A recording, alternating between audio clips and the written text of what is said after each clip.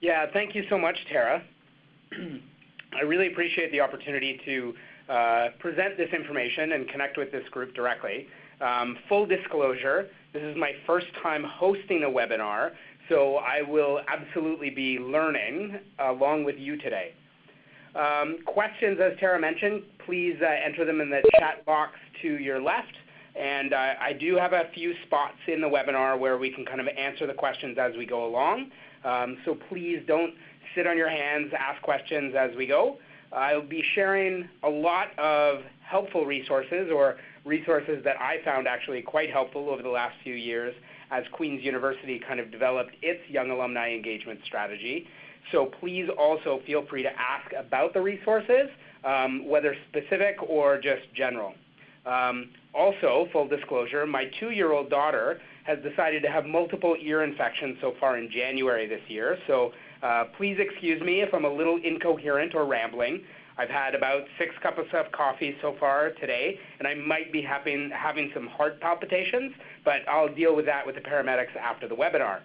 I will follow up with Tara and pass along some of the documents that I'll reference as well, and maybe they can be passed along with the presentation after the webinar is done. So with all of that to be said, we'll dive right in.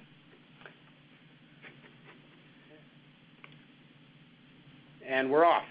So I'm really committed to making sure that there is a tangible learning outcome to this webinar. So after participating, I'm hoping that you'll have tangible building blocks to a scalable and sustainable young alumni engagement strategy. This is my commitment to you as the end user, but also to your young alumni communities at your institutions. You will also be able to, hopefully at the end of this webinar, be able to make intentional decisions based on your current situation and reality. And you will see the power of the pilot program and benefits of the pressure-free process. So these things have been very helpful for myself, my colleagues here at Queen's, as we kind of try to figure out an intentional and strategic way to engage with our young alumni community. So this will be a very personal journey through what I would say is a very hot topic for most post-secondary education institutions. And by no means has Queen's University figured it all out. But we are right now very much immersed in it. So that's kind of the concepts and themes that you'll be noticing as to how I kind of lead this discussion. I'll highlight some building blocks throughout the presentation that can be applied to your specific circumstances and situations. There will be lots of ideas, lots of brainstorming. That's kind of how I like to operate. So please feel free to also throw out your ideas, your suggestions, some of your key learning that have happened for you. And hopefully some of these suggestions will help your institution avoid kind of some of the pitfalls that we've found or wasting your resources.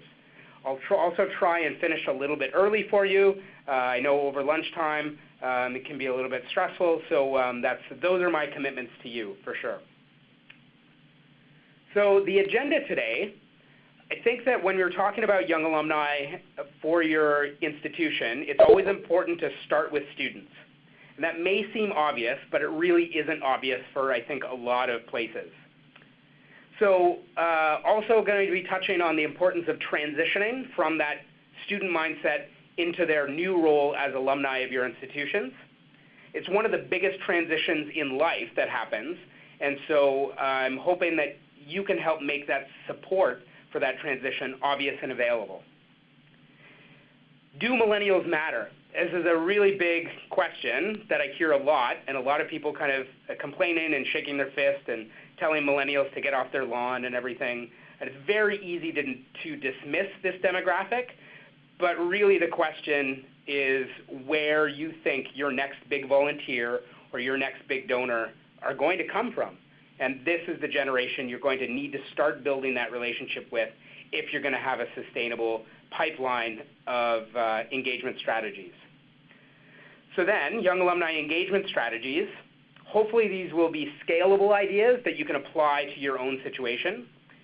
The show me generation is really all about what's in it for them. There's so much competition for their time, their talent, and their support. It's really important that you spell it out clearly as to why they should choose you. And then also I'd like to just focus a little bit on having a dialogue with this group.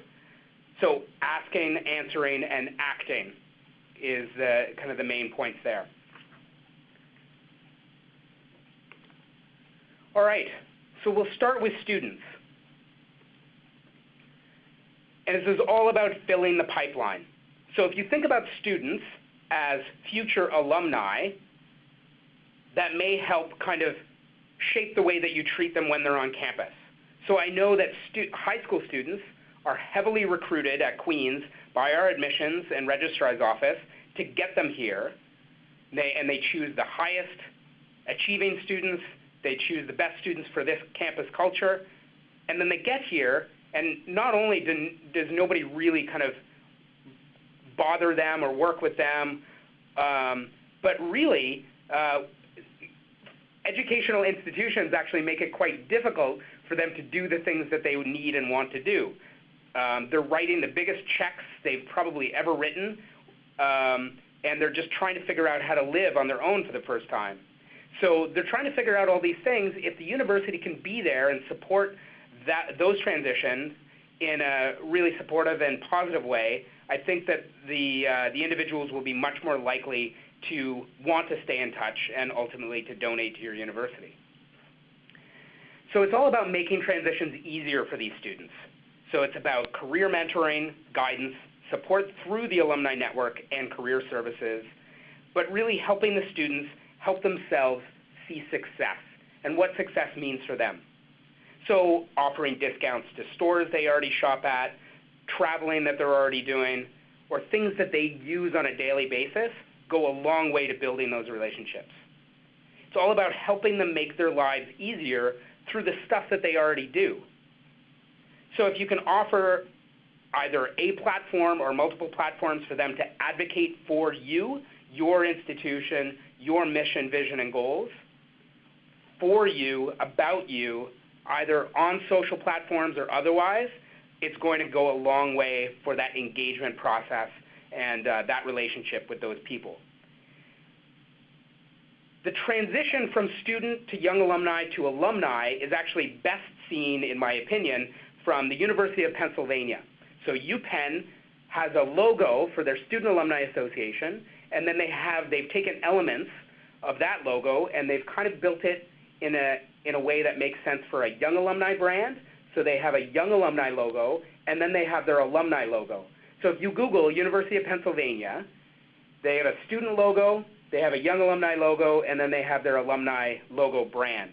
And they really do kind of all relate to each other, and they're all quite well branded together. So visually, lead them through the process. So my first building block is engage your advancement office with any students that you have access to, whether that's work study, existing student union leaders, campus influencers, formal student alumni groups, summer interns, any students who can help guide, shape, support, and direct your language and your approach and strategy. Sit down with them, talk to them about where they are, what they're doing, and how they would like to be communicated with. So they can help you connect to the young alumni demographic in a way that probably your faculty or staff peers can't. So now the importance of transition. So again, I kind of touched on it previously, but transitioning students into their new role as alumni is something that is not only unique because those students have been students for 18, 20 years, so they really do think of themselves as students. So it's about helping them see themselves as alumni of your institution. So at Queen's, full disclosure, we have some really great extensive resources and established programming. I understand that. We've been operating with a formal Student Alumni Association since 1986, and this has been a large part of my role at Queen's for the last 10 years. However, understanding that, your institutions can also take pieces or choose elements to implement on your own. So at Queen's, Our Student Alumni Association, the QSAA, Queen's Student Alumni Association, hosts a suite of event-based programming to help students succeed. So the Backpack to Briefcase program is outside the classroom skills training facilitated by our Central Career Services. So this includes resume writing, interview skills, LinkedIn training. This is a win-win. Career Services loves having access to a larger pool of students, and the QSAA gets to offer these support tools directly to their peers. We typically see about 30 to 120 students, undergrad, graduate from all faculties, attend these events depending on the time of year. We've learned pretty quickly that exams and campus events really influence attendance, and after the holidays, when parents, friends, and family are pressuring those students with, what are you doing next year, we tend to see a much higher rate. We have a resume writing session for tonight, for example, that has over 120 people registered, and there's an interview skills workshop with, again, about 130 people registered for next week. Our alumni speaker program profiles some of our best and brightest alumni. So we are, again, very fortunate that we have some pretty high-profile alumni in our network. So we have an astronaut who is the next commander for the International Space Station. We have a celebrity chef, CBC Dragon's Den Dragon, NBC News anchor, BuzzFeed Canada social media editor are all alumni of our institution.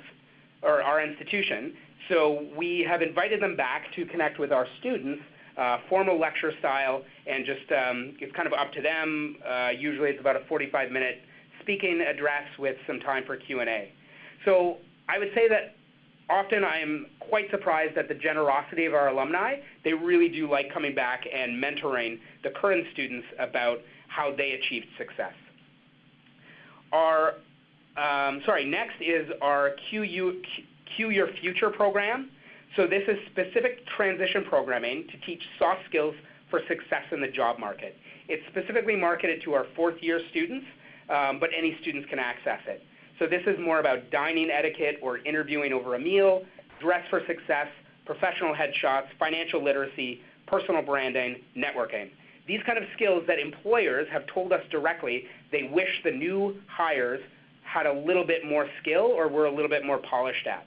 And I know other universities, like the University of Indiana, actually offer this as a young alumni program. So if you're interested in running any kind of classroom sessions, these kind of things, I think, work really well for the demographic that we're talking about. The Student Alumni Association also has a student philanthropy element, so it's called the Tricolor Giving Initiative, which is all about inspiration through education. So it just talks a little bit about why donating to the university is important. And we also offer career services for current students and then up to 1 year out after graduation. And that includes telephone, in-person sessions, personality assessments for less than cost.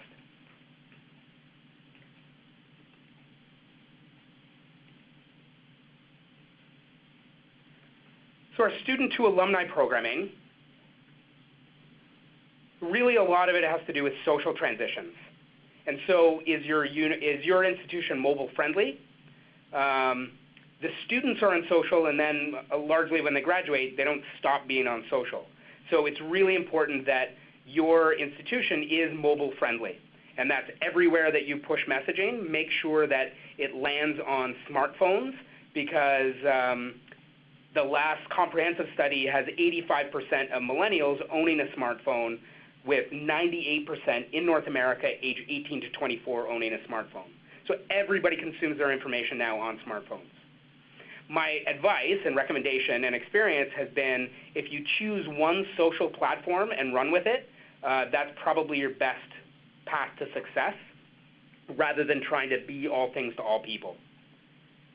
So again, you can chat with some of the students on campus, or have some informational interviews with some of your young alumni. Find out what platforms they're usually on and hammer those.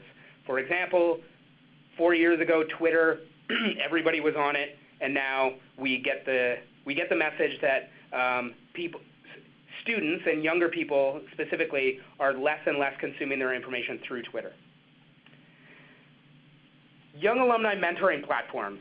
So there's a ton of mentoring platforms that you could utilize, and I know Graduate, Brazen, Switchboard all have really great platforms and comprehensive programs.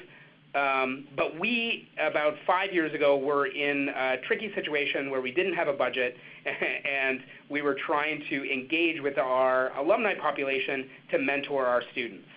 So we set up a group on LinkedIn and built a really terrific career network.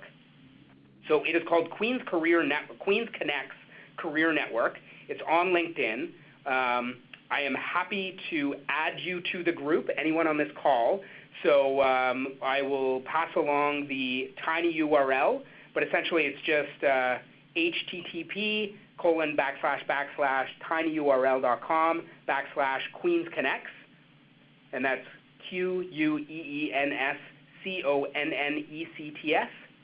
So please go in Queen's Connects. I will make sure that you're added to the group, and you can see what we've done over the last 4 years. There's a couple of reasons why we chose LinkedIn. So LinkedIn is, again, based on the most recent numbers, 97% accurate for biographic information. So in this world where data is king and everybody is scrambling for better address update information from their alumni, we are able to gain some insights as to where those individuals are working and where they are currently living. However, by using LinkedIn, we are kind of tied to its updates and support process. So, for example, it is now changing a little bit as to how it's supporting its groups mentality, but by and large, it was a good choice for us. It handles all of the updates and language issues.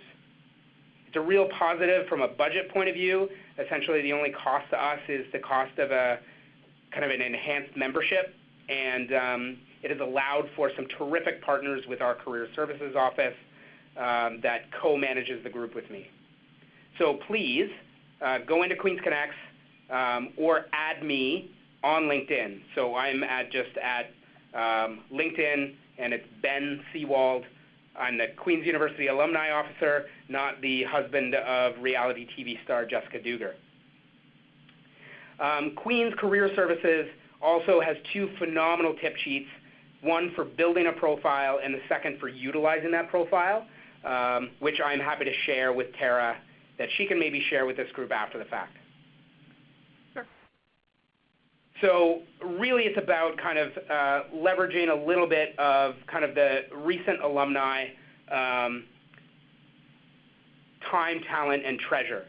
However, I would suggest that there is a 4th T in that wonderful alliteration, and that's technology. A lot of these younger alumni have a terrific capacity and influence on their social platforms. So if you can help them help you get the word out and offer tangible benefits on some of that technology, it's a win-win for everybody. So all of that to say, the second building block that I'm going to offer is to provide some student alumni programming, and that's event programming, swag, perks, career services to keep the relationship going. So you may be familiar with the fact that recent research indicates 7 to 9 touch points, and that's an event or an email or a newsletter, campus magazine, service, etc. So 7 to 9 touch points to counteract a fundraising ask in the mind of the average person. So try and get that ratio as close to kind of 1 to 7 or 1 to 9 to keep that relationship as positive as possible. Okay, so I know that was a lot of stuff kind of on student engagement, so I'm not sure if there are any questions from the group right now that I can answer and get that out of the way. As a reminder to folks, lines are muted, so we do encourage you to use the Q&A box on the bottom left-hand side of your screen. Ben, there are no questions so far. Okay. I think that's good. So Oh, there we go. High-profile alumni formal lectures free of charge. We really try and provide these free of charge. Often we're in a situation where these are services to students, and so we want to make it accessible, and we want to make it as positive as possible. So there were a couple of situations where we did have to charge. One of those situations being when the NASA astronaut Drew Feustel came back to speak. A lot of that had to be, was more about cost recovery. And I mean, he flew in from Texas, and there was quite a bill on that event. I think we ended up charging $5 for people to attend, which didn't even really scratch the surface. But what we really didn't want was for people to register for the event and then not show up. So it was more of a kind of a placeholder fee, and it was about investing something to really see an incredible individual talk about an incredible experience. So that was kind of the alumni events are usually free of charge. I will get into, sorry, I just see the question about alumni speakers also being prospects. How does this program or others link back to development? I will get into that a little bit later in the presentation on connecting both with our development colleagues and also some of the other campus connections. So hopefully I'll answer that question in a little bit. With an eye on the time, I'll keep going. So, do millennials matter? And again, as I mentioned in the beginning, I hear a lot of complaining about this demographic. I hear a lot of fist shaking and get off my lawn and all that kind of stuff about millennials and how they just really don't get it and everything. And my perspective on that is interesting because I would say that they are who they are. And I think it's hard for me to complain about the way that an entire generation is. And that's not new to this generation. I know that the baby boomers were probably also kind of criticized in a very similar way, definitely Gen X. So every generation kind of has its transition growing pains. But why should you really care about this group? So what we did at Queen's really quickly is we, in 2015, the Queen's Office of Advancement created a Young Alumni Engagement Strategy group. And it created a document to have an informed, involved, and invested young alumni population. So just some really quick high-level, some really interesting things that came out of this is the first thing was to tie it back to the university mission, vision, goals. So right out of the gate, we listed kind of the advancement mission on the top of the document to move people to extraordinary levels of support for Queen's University. That's unique only to all of our alumni, and I think it really positions the young alumni as part of a greater group. The second thing we did was really set 3 clear goals for the engagement strategy. So to have an informed, involved, and invested young alumni population, which we define as 0 to 10 years out from graduation from their first degree at Queen's University, we identified 3 clear goals. Then we determined kind of what the path, the approach, and the application was going to be with 5 really clear steps. Fourth, we aligned that with current framework language. So over the last few years, we've been talking a lot about informing our alumni population, involving them, and investing in them and having them invest back in the community, either philanthropically or through volunteer efforts. Fifth, and another really important consideration, is to align with current trends and priorities. So it was important that we had some language in there about building a community that's inclusive for all individuals, working together to create an environment where everyone has a full, enriching experience. So in 2015, when we built this, it was before the university set a formal priority on racism, diversity, and inclusion, and also applying the Truth and Reconciliation Commission work as well. So actually, in preparing for this webinar, I realized that this document did need an update. So just really quickly on some metrics, there are some really incredible young alumni stats and outcomes from some really incredible institutions. Cornell is doing some really incredible things.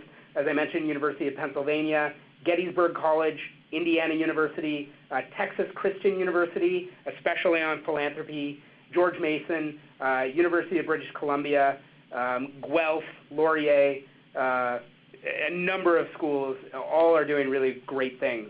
But there's also some really incredible research coming out of Deloitte, the Millennial Impact Report, and Academic Impressions. So just some quick stats. So at Queen's, 32% of our current alumni population, and more every year, are young alumni, recent grads, or grads of the last 10 years. So essentially, Queen's fills the Air Canada Centre every 4 years with graduates.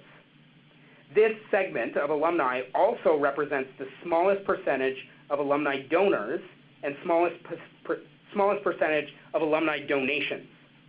So if anybody on this call isn't at least a little bit scared by this, please call me immediately after this webinar to help calm me down a little bit. Millennial alumni are also more likely to donate to their favorite charity before their alma mater.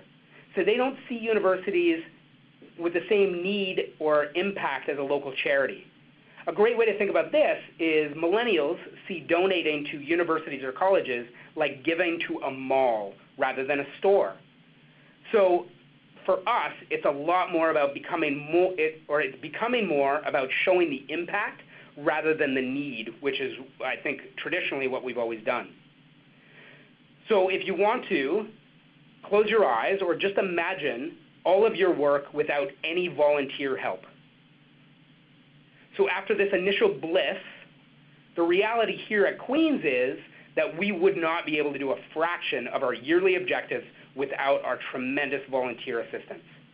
Also, we would quickly suffer from this groupthink bias where everybody on the team has the same background, same ideas, and same perspectives. So keeping your future volunteers and keeping your current leaders engaged and involved in the process of the university is another tremendous reason to care about this millennial generation.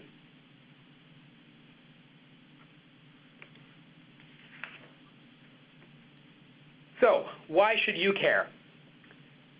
If you're making the case either with your superiors or on your team or even your own justification, it's pretty simple. If you don't relate with these folks now and engage with them and build that relationship, it's going to be a really hard road later. So really, I would just ask about the current population at your institution and the plan to replace the older alumni and their engagement. So volunteers, donors, and people who currently serve at your institution. Another really interesting stat that made me sit up and take notice is all about resources. So I hope you're sitting down, but Generation X and the millennials are set to inherit $40 trillion with a T in the next 50 years. And I know there is a lot of kind of information about whether or not the baby boomer generation or even the Gen X generation are going to be transferring that wealth in traditional ways to their children, but still, that is a lot of money that is going from one generation into another. And again, if you don't have a solid relationship with these people, how are they going to transfer that wealth to you? The power of the pilot project is something that I've really learned over the last year, year and a half, as we've been kind of implementing our Queen's University Alumni Association Young Alumni Social Media Council concept. So Jenny Mitchell from Chavender Fundraising is a terrific resource, and she wrote a really great blog called The Power of a Pilot Program. She covers all the reasons to test ideas this way, develop change. I really recommend her work and hope that you find it helpful. It is so much easier to start small in scope, time frame, resources, etc., and leverage successes or learn from mistakes and quickly be able to change direction. My third building block on this webinar is that pilot projects can really jumpstart change if you feel overwhelmed on creating a whole new engagement framework. So a lot of this stuff, which I'll get into in a minute, is all about leveraging what you're already doing and thinking about adding a layer to speak directly to this demographic.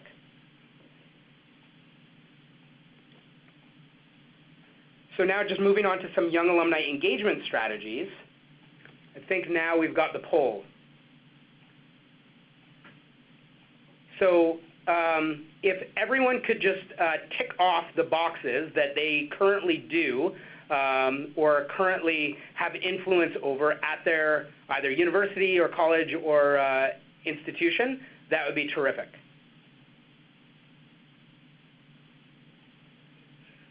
And while people are doing that, I might just ask a couple of questions or answer a couple of the questions that I've noticed popping up in the chat box. Tara, do we need to implement this anyway, or? Okay, there it's going, great. So students first. Initiatives for implementing students in first year. There's a lot of support resources for students in first year through our resident program, Residence Life program. Very comprehensive. A lot of those individuals are not even thinking about kind of 4 years from now, those kind of things. And so it's really about modeling more that support network and implementing it for upper year students. So we can kind of take the Residence Life approach and apply it to some of the engagement strategies moving forward. So we currently don't do much for the first year market other than we try and get a couple of first year students on our Student Alumni Association and invite some of the key influencing first year students to some of our key alumni events. But otherwise, first year students, we have found, have less of a capacity about thinking about their lives as alumni. So, all right, so we'll go to the poll results now. Have I clicked? Is that? Nope. Just do it verbally. Great. So there we are. Wow. Okay, so just about everybody does alumni awards. And so what we've done at Queen's is we have actually created a Young Alumni Award. And so again, as you're recognizing your high-achieving alumni and your community service alumni and whatever other categories you have, you can easily recognize your young alumni demographic. Can be kind of a one-to-watch award or can be straight up called your Young Alumni Award. And that, A, gives people something to strive for, gives them a reason to stay connected to your university, and recognizes them amongst a pretty high-level group of peers. Alumni Magazine, a lot of people do that, so you can also write some really great articles on students who are first year out, 2 years out, what they kind of saw as success, those kind of things. Convocation, another really great way to engage your alumni community if you haven't done this. Queen's University has an opportunity to have representatives from the Alumni Association say a quick 30-second speech on behalf of the Alumni Association, and you can easily have those people be younger alumni. Alumni social media accounts, just make sure you're on the right ones and you're speaking their language. Branch or chapter program, same thing. You can easily do a young alumni targeted event. In Toronto, for example, we have kind of a night out networking at a pretty high-profile bar or restaurant. And then, sorry, we've got monthly e-newsletters. So, I mean, essentially, the point of this poll is just to have everybody realize that you're kind of doing all of these things anyway, and you can easily layer in young alumni engagement strategies to all of these things.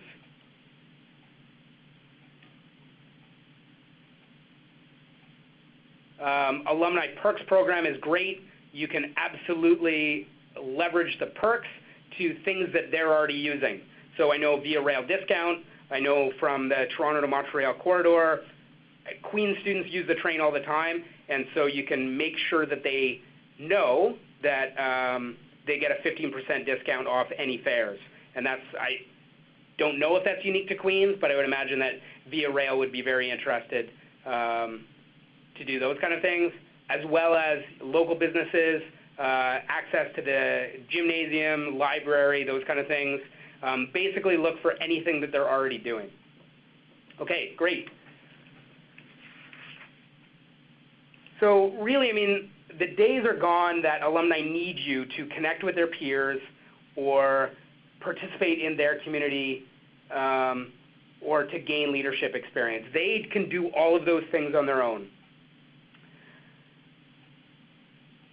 I really do believe in kind of, rather than, there's a great old story about a gentleman who lost his keys, and he was looking under the lamppost, and a guy came up and asked him, "Oh, where did you lose your keys?" And he pointed down the road, and the guy was like, "Well, why aren't you looking for your keys there?" And the guy said, "Well, because it's light here." So really look for your keys where you lost them, or engage with your alumni where they are, and how they are, and why they are. That's what I would say. So make whatever you want them to do easy, accessible, and leverage where they are and what they're already doing. So for example, if you have a separate portal for them to log into with a whole nother password or a whole nother set of login criteria, they probably will not be doing that at a regular level, which is another reason why Queen's chose to build a networking platform on LinkedIn. Also, did you know that in 2016, 80 million photos were shared on Instagram? So I have to imagine that that's only increased in the last year plus. But what are you doing and how are you interacting on Instagram is a great question to ask. I would really encourage you to make your duck pond attractive. So on social, make sure those perks are useful and well-known, and make sure that you are supporting and guiding your group as best you can. 86% of millennials want to use their specific skills, talents, or expertise to help their alma mater, but they just don't know how, or they just haven't been asked.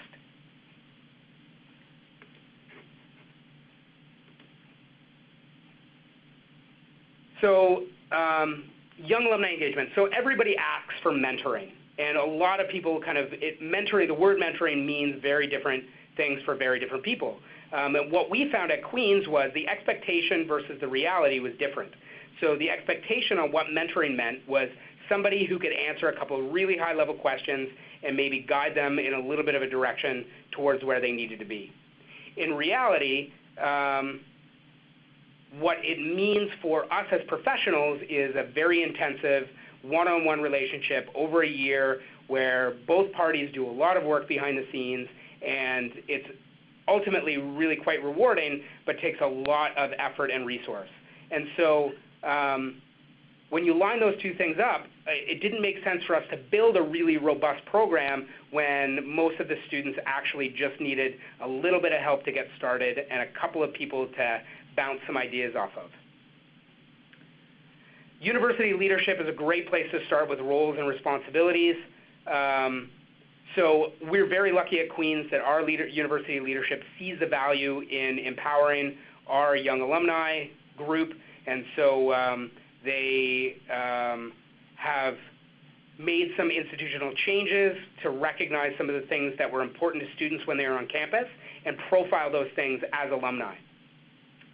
And so you can engage with the local leaders wherever they end up. I know for a lot of institutions, that's probably in the city that you're in, or for Queen's, I mean, the majority of our alumni population is in Toronto.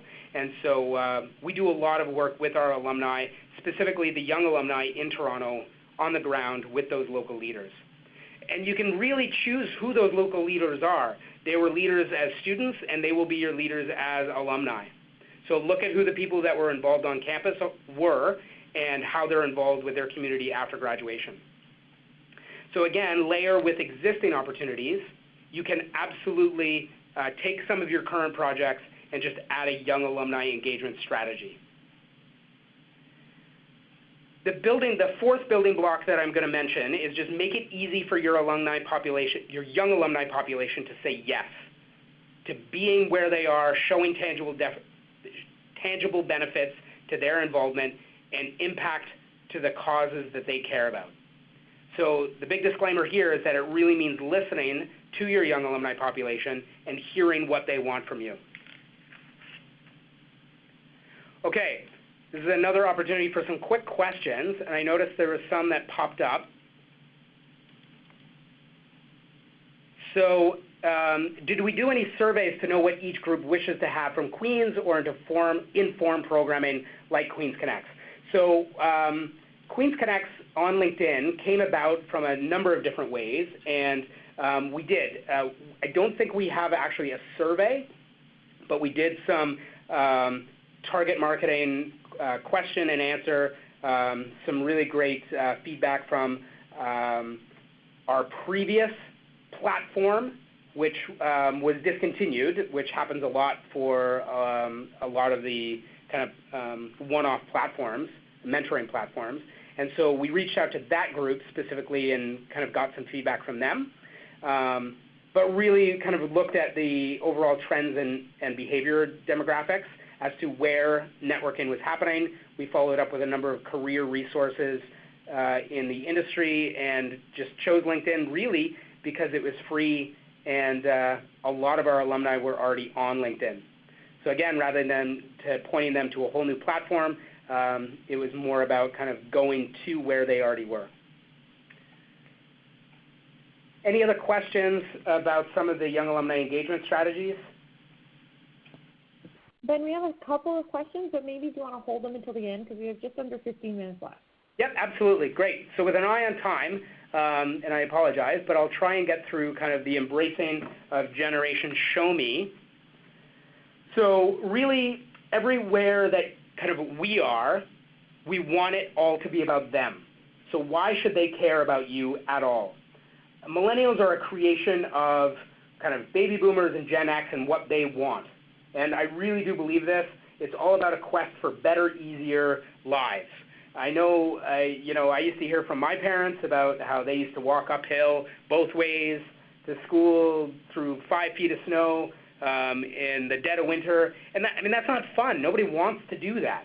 So I think Gen X and baby boomers have really built the lives of millennials so they didn't have to do that. So my whole kind of theme is I don't think you can be mad at a leopard for the color of their spots. So really it's more about how we can change to meet the needs of them. The hard truth is that millennials don't need you or your institution for much anymore. And there's a real strong transactional education model where they come in, they pay, they get their education, and they leave. So really, it's about shifting your focus and always asking with everything that you do, what's in it for them. You can use your faculty partners as campus allies, so many hands making light work, partner, share resources, share data, share talent, find out who those campus leaders or influencers are, and work with them to be able to create really quality programming, quality communications, and quality services for your young alumni population. The power of the dean. So a lot of faculty deans set the priorities for the university. So set up meetings with those people. Ask how your shop can help them solve an issue, maybe not all of their issues, maybe 1 or 2 issues, and then really try to work hard to deliver on that. And strength in numbers. I would say more of us solving this stuff together, the better the entire thing is going to be. So again, the entire world right now, Wikipedia and everything else, it's all based on crowdsourcing. So let's crowdsource this stuff together, and I want you to all to know that I'm a resource, please, but I am also a connector, so let me know if you do have specific questions, and I can probably point you in the right direction. Specifically, homecoming and reunions. So do you offer specific programs for your young alumni? And here at Queens, we offer specific 5th-year reunion programming, and we've also just started a 0th year reunion program. However, a couple of years ago, we actually took the opportunity and polled the graduating class and found out that actually it made more sense to call it Reunion 0. So we have our 50th reunion, 25th reunion, 10th, 5th, and Reunion 0. For fundraising, and that's not the point of this conversation, we can do a lot we could probably do a whole day on fundraising.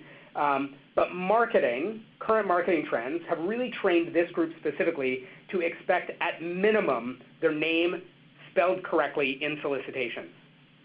However, they also can expect easily ads based on web activity, not unreasonable to expect that hair color is the same, eye color is the same, type of clothing of the adverts are wearing the same clothing that they wear, eating the same kind of pizza, drinking the same kind of Starbucks, et cetera, et cetera. And we have access to all of this data now. It's unprecedented time.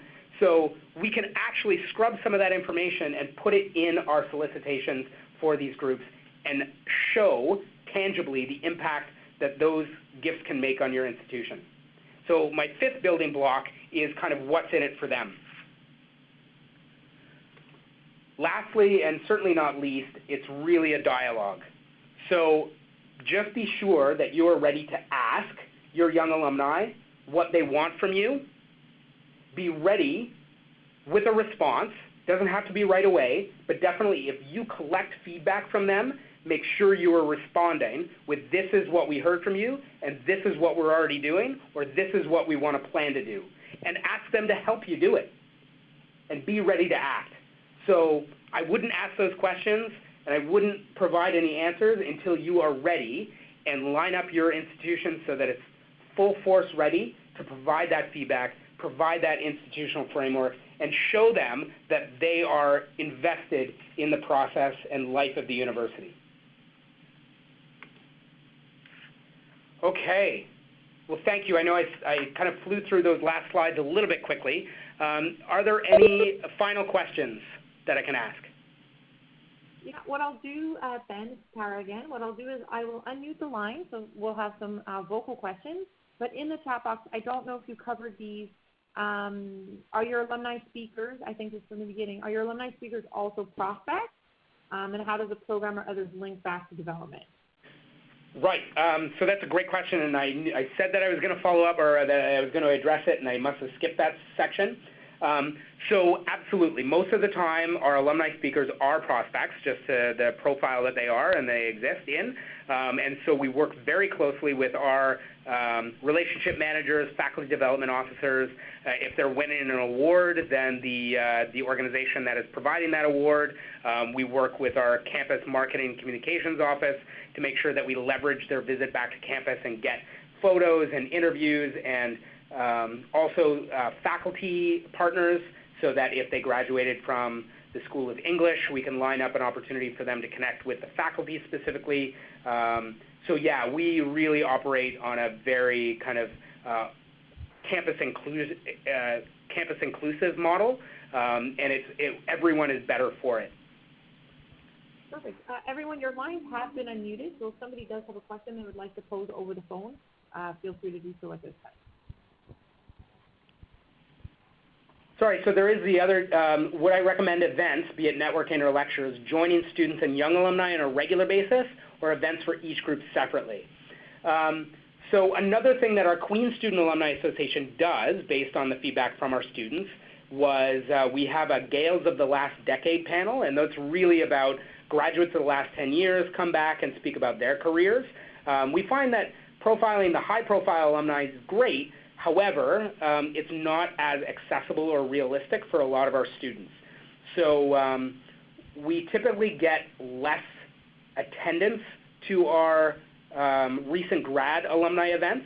However, the interaction is much deeper and more meaningful for the attendees. Young alumni stewardship, I would say, really has to come from your own institution, and I would not want to provide advice based on my own experience on this. So there's people who do stewardship and fundraising really well. I would say that I do it because I'm invested in the relationships, but you could line up with any of your other colleagues at your institution to figure out what's currently happening, or apply kind of what stewardship opportunities are happening for your older alumni, and take pieces and change it and update it so that it fits with young alumni demographics.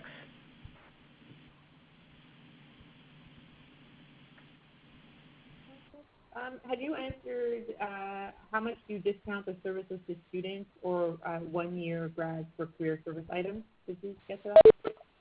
No.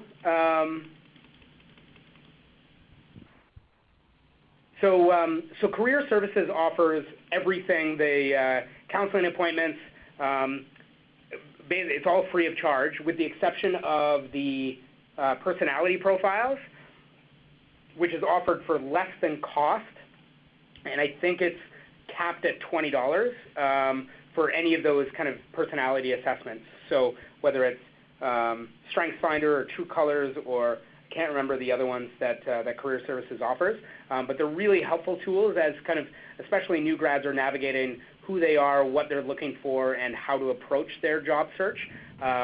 So I mean, it's not ideal that they're kind of for some kind of money, but it's way less than you would get pretty much anywhere else. Okay. It doesn't seem like there's any more questions in the chat box. Does anybody have any questions they would like to add to the chat box or pose over the phone? All lines have been unmuted. Terrific. Well, I really appreciate everybody being on the call. Thank you so much. I hope you all have some stuff to take away. And as I mentioned, be in touch. Connect with me on LinkedIn. And Tara will hopefully send out some of the resources that I mentioned to the group after.